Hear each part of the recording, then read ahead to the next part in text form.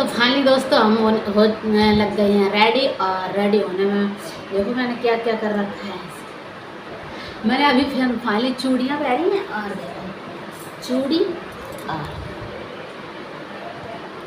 ये चुटकी और नाखून पॉलिश पाजेओ और नाखून पॉलिश लगाई बस। फिलहाल अभी इतना ही किया है दोस्तों। अभी मैं कर रही हूँ धीरे धीरे फाइनल लुक मैं आपको दिखाऊंगी। ओके, और कहानी सुनूंगी मैं वो भी आपको दिखाऊंगी। तो मैं रेडी हो लूँ क्योंकि 11 बज चुके हैं, अभी तक मैं तैयार नहीं हो पाई। घर का काम वाम किया।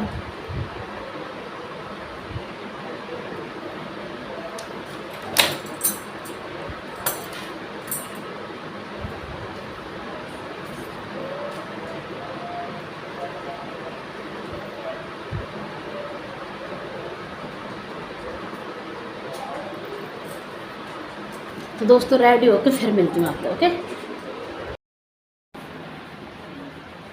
हमारा तो कट गौना दूसरे दिन करेगा तो दूसरे दिन उड़ाएगा। जब माँ चुंगड़ी उड़ावे पाई मम्मी मार के दे दे। ए मेरी चालू क्यों कर दी? वो रोजाना गणेश भगवान की मूर्ति बनाती और रोजाना टूट जाती है, वो मिट्टी से बनाती थी। एक दिन हाँ चल तो रही, चला चलना। वो उसके घर के सामने एक साहूकार का घर था, तो उसने साहूकार मिस्त्रियों के पास जाके कहा कि मेरी पत्थर की मूर्ति बना दो गणेश जी की। तो उसने मिस्त्री ने कहा जब तक तेरी पत्थर की मूर्त बनाऊंगा तब तक तो मेरी पूरी दीवार बन जाएगी। बोले पूरे ना ये काम कर लेंगे जा। तो अपना घर चली गई बेचारी, दुखी मन होगी, बोली जा मिस्त्री तेरी दीवार सीधी ना हो, टेढ़ी हो जाए, बनाई ना सारा दिन कि मेहनत तेरी बेकार जाए। ऐसा कहकर बुढ़ी अपने घर चली गई। जब वो मिस्त्री शाम तक दीवार बनाता रहा और वो जब ये बनावे टेढ़ी हो जाए, बनावे और टेढ़ी हो जाए। बेचारा बहुत परेशान हो गया। उसके बाद साहूकार जब शाम को आया तो उसने कहा मिस्त्री आज कुछ भी काम नहीं किया, आज तो एक दीवार भी पूरी नहीं की। बोले हाथ जोड़ के लेबर बोली सर हमने काम तो खूब किया लेकिन दीवार टेढ़ी हो, जब भी भाई जब टेढ़ी होगी। बोले ऐसा क्यों? और दिन तो ऐसा नहीं हुआ। बोले आज ऐसा हुआ कि एक बुढ़िया माई आई थी और उसने बुढ़िया की फिर सारी कथा बता दी कि बुढ़िया माई ने ऐसा ऐसा श्राप दिया और हमारी दीवार टेढ़ी हो गई। तो उसने कहा कि मुझे उस बूढ़ी माई के पास ले चलो।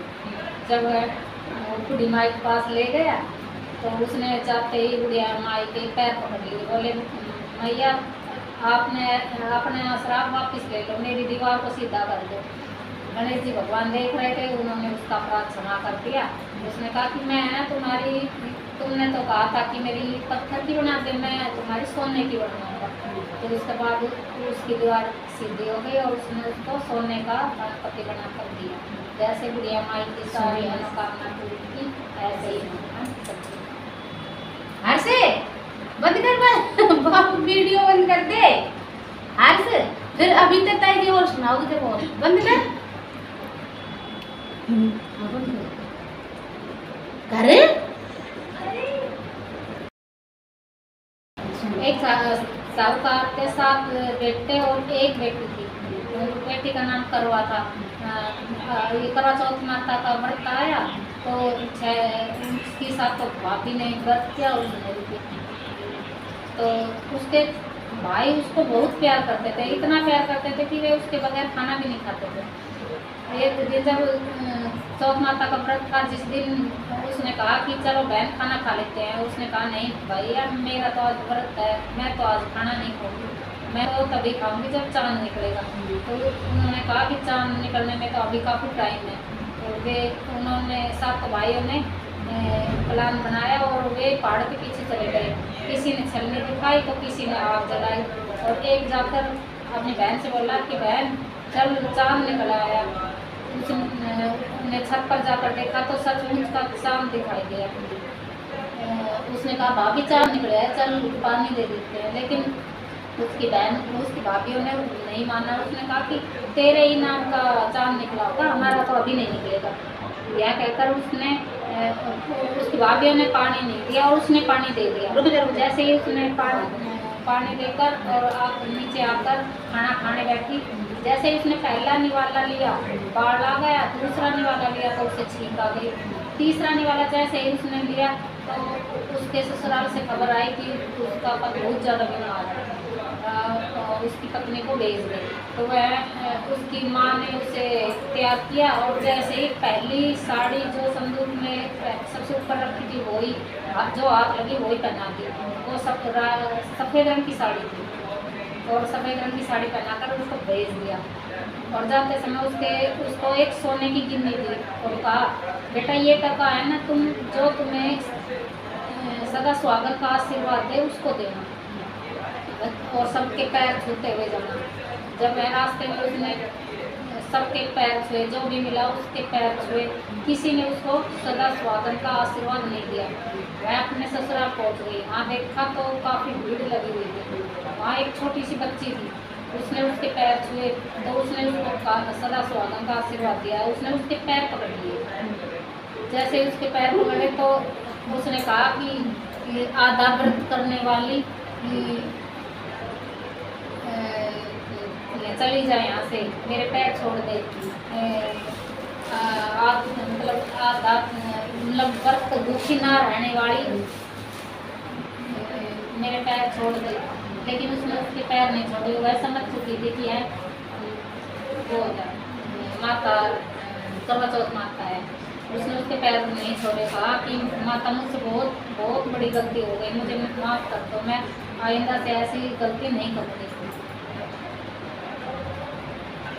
तब उसने अपनी चिटली उंगली काट कर उसके पति पर उसके छींटे लगा दिए और उसका पति जीवित हो गया। मैं वहाँ का बहुत बड़ा जमींदार था। उसने सारे गांव में वो कहलवा दिया कि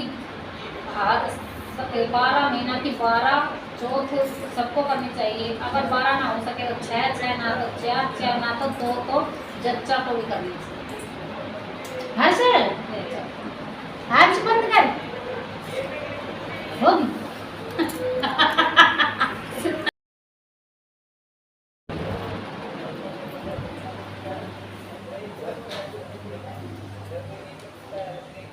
पिछले साल तक वो चाय चढ़ा दी थी जब तक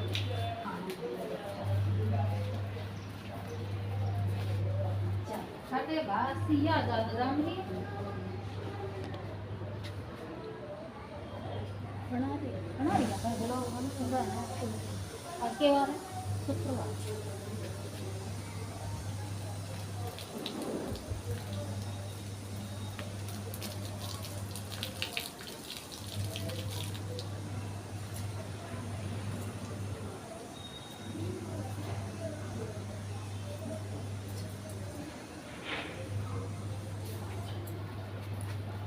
बंद कर दो।